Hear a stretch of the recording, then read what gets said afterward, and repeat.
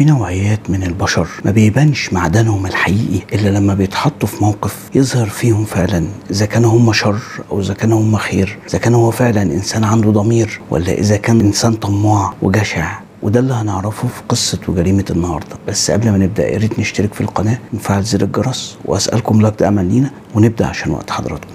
القصة بدأت بإنسان اسمه محمود. محمود ده كان إنسان محترم جدا وكان طيب وكان كل الناس بتشهد له بالنزاهة والشرف والاحترام، وهو كان إنسان ملوش في أي حاجة. كان اتجوز مرة وما توفقش وطلبوا الطلاق عشان خاطر إيه يعني ما خلفش وكده. المهم محمود ده بعد ما أبوه توفى، وأبوه كان بالمناسبة الحاج سعيد، كان في المحل ماسك مشرف على اللي هي المشاغل، الحاجات اللي هي الغزل والحاجات دي اللي بيشتغل فيها البنات. بعد ما مات والده جه محمود، طبعا هو كان عايش على البيت اللي سابوه لابوه بالمحل. بيت كان كبير وكان معظمه شقق فاضيه، كان هو بيأجرها ايجارات جديده وبيعيش منها يعني.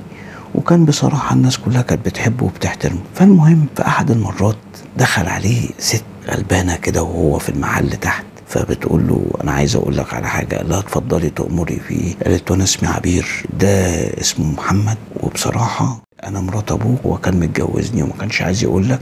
فاستغرب، قال لها ازاي يعني؟ قالت له ما انا جاي اقول لك لان ابوك الحاج سعيد لما توفى بصراحه انا مش عارفه اعمل ايه، لان هو اللي كان بيدفع ايجاره وهو اللي كان بيعنا وبياكلنا، وبصراحه ده اخوك محمد، ومحمد ده يعني هو كان مولود عنده عيب يعني بتاع ربنا، كان عنده 3-4 سنين. فالمهم هو استغرب، فقدمت له طبعا الورق، فطلع فعلا الورق تمام، وطلع فعلا ان هو ابوه الحاج سعيد ده كان متجوزها فعلا. فالمهم محمود مش عارف يعمل ايه. طب قال لها طب انت عايزه ايه؟ قالت له انا بصراحه ما فيش مكان اقعد فيه.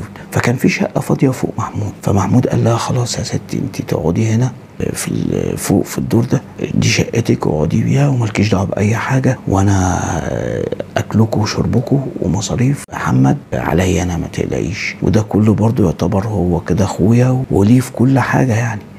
فالمهم هي طبعا اول ما قال لها كده الست طارت من الفرح اللي اسمها عبير دي. فطبعا قعدت وعدى فتره وكانت مبسوطه جدا وكان شايلهم على كفوف الراحه، كانش مخليها عايزه حاجه، لان هو كان محمود كان انسان زي ما قلنا يا جماعه انسان نقي، انسان طيب. فجاء طبعا هو كان اتعرف على انسانه اللي هو كان بيحبها وكان عايز يرتبط بيها يعني. بعد ما اللي هو طلق مره اتعرف على انسانه تانية ويكاد يكون ارتبط بيها يعني. فالمهم جه حكى لها، قال لها تصدقي ان ابويا طلع متجوز بس ما كانش عايز يقول لي، ولما جيت توفى دي طبعا جت لان مش عارفه تروح فين، فانا اديتها شقه. قالت له بصراحه ومال ده انت يعني بصراحه كتر خيرك، وبعدين ده اخوك هتعمل فيه ايه؟ وحكى لها طبعا. فجه طبعا هي اعجبت بيه اكتر يعني، ليه؟ لما لقيته انسان محترم يعني، فخطيبته اعجبت بيه اكتر. فالمهم اللي اسمها عبير دي لما كانت بتنزل تقعد معاه في المحل كانت بتلبس لبس كويس وبتحاول ايه انها تغويه، عايزه تجره ليها او عايزه ايه يبص لها بصه كده يعني، بمعنى اصح تمتلكه او. فالمهم هي طبعا كانت بتنظف الشقه ومن غير ما يقول لها، وكان بتمسح له الشقه. ففي احد المرات وهي بتمسح له الشقه هو كان بيسيبها وينزل، فرفض، قال لها خليك معايا عشان فيها هتساعدني واحنا بنشيل حاجات. ففي الوقت ده هي كانت عامله حسابها وهي كانت عايزه تجره لعلاقه، وبالفعل طبعا بطريقة وبحركاتها حصل فعلا وضعف محمود ونشأ بينهم علاقة. وطبعا لما نشأ بينهم علاقة ابتدت بقى ايه زي ما تقولوا ايه الفروق بتدوب. ابتدت العلاقة دي تتكرر مرة واثنين وثلاثة، بحيث انها عايزة تمتلكه، عايزة محمود ده تبقى كل حاجة في ايديها، خصوصا لما لقيت محمود ده انه انسان طيب جدا ونقي يعني. ده اللي بنسميه يا جماعة في المعنى كده بتاعنا، بقول لك نقي لدرجة العبط. هو مش عبط، هو نقاؤه هو كده، لانه هو اتربى يعني، هو وضعته كده فطرته كده. فالمهم طبعا في الوقت ده محمود كان خطب اللي هو الانسانه اللي كان بيحبها وارتبط بيها. في الوقت ده هي ابتدت تشوفه بطريقه غريبه، ابتدت تلاقيه متغير معاها، ابتدت تلاقيه مش هو محمود اللي بيبقى معاها كده هم قاعدين مع بعض. فبتقول له مالك في ايه؟ انت مش مظبوط ليه؟ انت متغير ليه؟ انت ما انتش حتى بتتكلم معايا كتير، او ما انتش حتى بنزورنا كتير يعني بحيث ان نقعد مع بعض يعني، في ايه مالك؟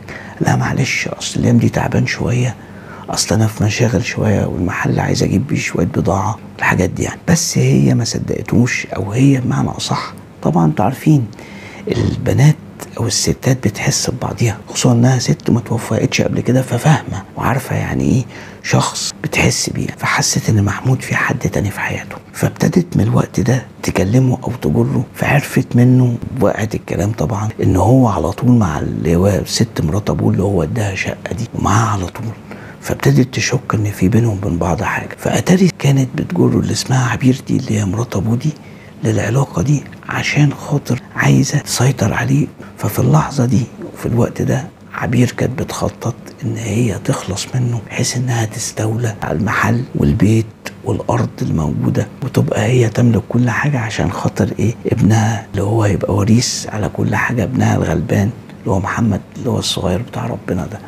فبالفعل جت في احد المرات وهو معاها في علاقه، فعشان هي فاهمه فادته زي حبايه كده. بالفعل حصل بينهم وبين بعض علاقه. فجه محمود وهو طبعا عشان غلبان وللأسف لما غوته اتعود عليها فشطانه ساقه، فجه رجع بيته. فالحباية اللي اديتها له دي كانت حباية مقوية بس ما كان زي ما تقولوا كانت حباية مضروبة.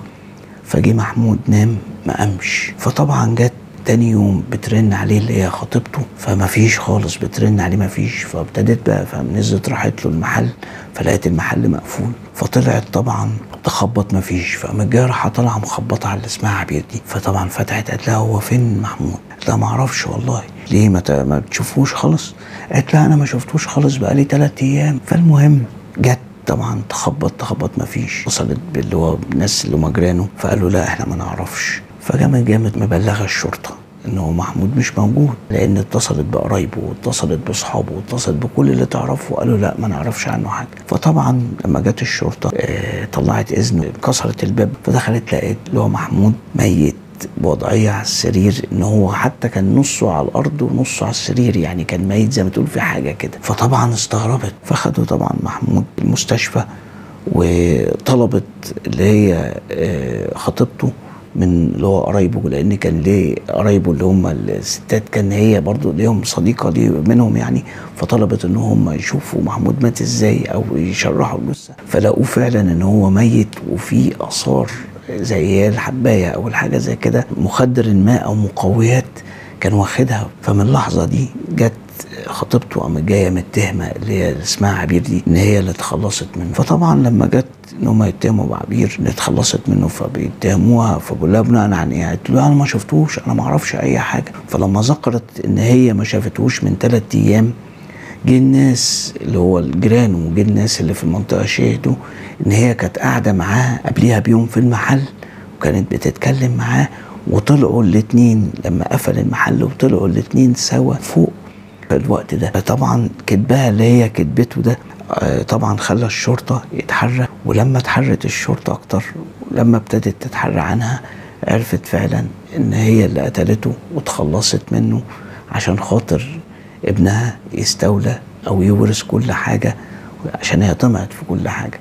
وبالفعل مسكوها واخدت اعدام يا جماعه الشيطانه دي اللي اسمها عبير دي. واهل محمود جم بقوا واصين على الشخص اللي هو الصغير اللي هو محمد اللي هو بتاع ربنا ده. فدي قصه من ضمن القصص. وجت خطيبته بصراحه يعني حزنت طبعا عليه. وهنا يا جماعه زي ما قلنا في الاول، شفتوا معدن الشخص بان امتى؟ يعني لو كان محمود ده انسان سيء وانسان وحش ما كانش حصل فيه اللي حصل ده، عشان نقائه وعشان هو انسان نقي وعشان هو انسان طيب جدا وعشان هو انسان اتعامل بضميره. لما ظهرت له انسانه زي دي وقالت له ان انا مرات ابوك وقدمت له المستندات، فكل اللي عمله عمل ايه؟ عمل اللي يرضيه ضميره. اتقى ربنا فيها واداها شقه وسكنها وصرف عليها. بس للأسف غلطة زي ما بيقولوا كده غلطة الشاطر بألف. للأسف لما جرته وجرف معاها العلاقة هي عرفت ازاي تغويه، وشطانه غواه وابتدى يتمادى معاها في العلاقة. ولما عرفت ان هو خلاص هيرتبط وهيتجوز خلاص الانسانة اللي هيتجوزها دي، قامت جاية قتلاه عشان خاطر عرفت ان هو خلاص يعني لما يتجوزها طبعا خلاص بقى لو اتجوزها يبقى مش هتعرف تعمل معاها حاجة ولا هتعرف توصل له ولا هتعرف ايه انها تستفاد باي حاجه، لان التانيه هتقعد لها بقى في الواحده بس. فهي دي من ضمن القصص الجرائم اللي بتحصل يا جماعه. والجرائم دي كتير على فكره، مش شرط يكون واحده، ممكن يكون واحد يجي مثلا يلف ويدور يعمل فيها ان هو غلبان وان هو ايه طيب جدا، وحصل في جريمة نورة اللي احنا قلناها قبل كده، اللي الشخص تسبب خلى البنت تقتل امها وتقتل حتى بنتها. يعني في جرائم من انواع دي بتحصل بطريقة بشعة يا جماعة. فيا ريت نخلي بالنا، ويا ريت ما نديش الامان قوي. انت بتخاف ربنا، بتعامل ضميرك، لكن تخلي بالك، لان انت لو هتعامل الناس عاملهم، بس انت ما تديش الامان. زي ما بتقول لك كده، في مثل يقول لك كده يا جماعه ايه، حرص ولا تخونش. ما تخونش حد، وخليك دايما مع الناس كويس، لكن حرص منهم، ما تديش الامان قوي، لان في لحظه ممكن طيبتك، احترامك واخلاقك يطمعوا الناس فيك، يخلوهم انهم ينهشوا فيك ويبقوا عايزين يبتزوك بأي طريقة. فدايما كده يا جماعة، طيبة الزيادة غلط.